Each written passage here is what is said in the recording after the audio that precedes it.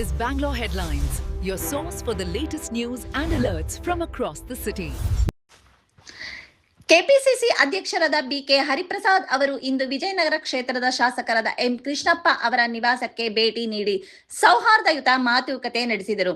ಇತ್ತೀಚಿನ ಸಚಿವ ಸಂಪುಟ ವಿಸ್ತರಣೆ, ಪಕ್ಷದೊಳಗಿನ ಅಸಮಾಧಾನ ಮತ್ತು ನಾಯಕತ್ವದ ಮಟ್ಟದಲ್ಲಿ ನಡೆಯುತ್ತಿರುವ ನಿರಂತರ ಸಮಾಲೋಚನೆಗಳ ನಡುವೆ ಈ ಭೇಟಿಗೆ ರಾಜಕೀಯ ಮಹತ್ವ ಸಿಕ್ಕಿದೆ.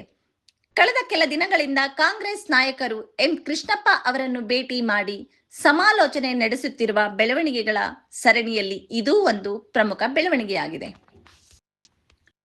ಆದರೆ ಈ ಭೇಟಿಯ ಕುರಿತು ಅಧಿಕೃತವಾಗಿ ಯಾವುದೇ ರಾಜಕೀಯ ನಿರ್ಧಾರ ಅಥವಾ ವಿಶೇಷ ಚರ್ಚೆಯ ವಿವರವನ್ನು ಬಹಿರಂಗಪಡಿಸಲಾಗಿಲ್ಲ.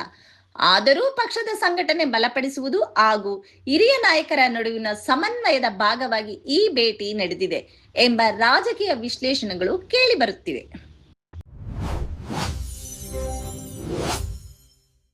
Subscribe channel for latest update.